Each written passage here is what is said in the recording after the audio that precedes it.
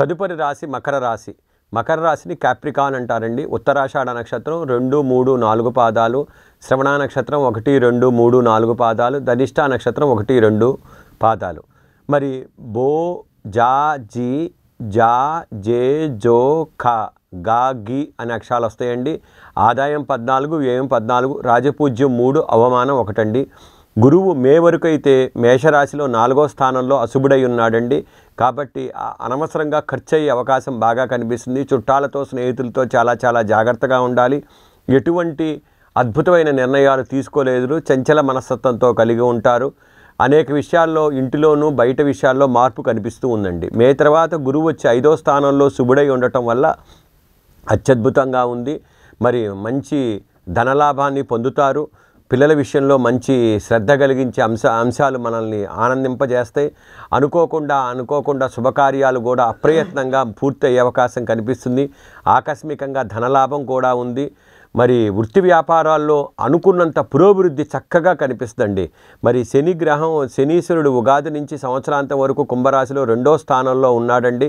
మరి మకర రాశి వారికి ఒక రకంగా చెప్పాలంటే ఏలినాడి శని జరుగుతుంది. కాబట్టి ప్రయత్నాలు బాగా కష్టపడితే కానీ అవుతాయి. ఎక్కువగా ఆటంకాలు జరిగే అవకాశం కనిపిస్తుంది. ముఖ్యంగా వీళ్ళు మాట తీరుతో చాలా జాగ్రత్తగా ఉండాలి. అందరితో స్నేహంగా ఉండాలి. ఆర్థిక ఇబ్బందులు కొద్దిగా ఎక్కువగానే ఉంటాయి. కొద్దిగా ఇబ్బంది పెట్టే అవకాశం కనిపిస్తుంది. ప్రతి ప్రయత్నం చేస్తుంటే అనేక ఆటంకాలు వస్తుంటాయండి. శనీశ్వరుడికి తైలాభిషేకం చేసుకోవటం, శనిగ్రహ జపం చేయించుకోవటం, మరి నల్ల నువ్వులు దానం చేయటం, కాలభైరవాష్టకం చదవటం, కాలభైరవుణ్ణి శరణాగతి వేడాల్సిందేనండి. మకర రాశి వాళ్ళు ఖచ్చితంగా తప్పదు. మరి రాహు వచ్చేసరికి ఉగాది నుంచి మీనరాశిలో 3వ స్థానంలో శుభుడై ఉండటం వల్ల అద్భుతంగా ఉందండి. ఒక రకంగా చెప్పాలంటే కీర్తి ప్రతిష్టల విషయంలో ఎటువంటి ఇబ్బంది లేకుండా చూసుకోవటం చాలా మంచిది. ఎప్పటి నుంచో ఉన్న ఆర్థిక సమస్యలు తొలగిపోయే అవకాశం, ధన విషయంలో ముందులకు వెళ్తారు.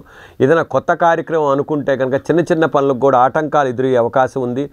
ఎక్కువగా కొత్త వ్యక్తులను అసలు నమ్మవద్దండి. నమ్మితే కనుక మీరు మోసపోయే అవకాశం కనిపిస్తుంది. 3వ స్థానంలో ఉండటం వల్ల సోదరీమణులతో చాలా జాగ్రత్తగా ఉండాలి. మాట విషయంలో, పట్టింపుల విషయంలో లేకపోతే కనుక ఇబ్బంది పడే అవకాశం ఉంది. కేతు వచ్చేసరికే ఉగాది నుంచి సంవత్సరాంతం వరకు 9వ ఇంటిలో సాధారణ శుభుడై ఉన్నాడు. దానివల్ల నూతన వ్యక్తుల పరిచయం ఏర్పడుతుంటుంది. మనకి ప్రయాణాల వల్ల వీళ్ళు ప్రయాణం చేసే ఖచ్చితంగా లాభం పొందుతారు. అనుకున్న ప్రయత్నాలన్నీ ఖచ్చితంగా నెరవేరుతాయి. ఎట్టి పరిస్థితుల్లో కొత్త కార్యక్రమాలు అనుకుంటే కనుక వాటికి వాయిదా వేసుకునే అవకాశం కనిపిస్తుంది. ఏదేమైనప్పటికీ మకర రాశి వాళ్ళు శనికి శాంతి చేసుకోవటం చాలా అవసరం. గురుబలం చాలా బాగుంది. అంతేకాకుండా రాహు కూడా బాగుంది. ఒక రకంగా చెప్పాలంటే కేతువుకి కొద్దిగా గణపతికి చేసుకోవటం వల్ల కూడా మనకి చాలా అత్యద్భుతంగా మనకి పనికి వచ్చే అవకాశం మనకి కనిపిస్తుంది.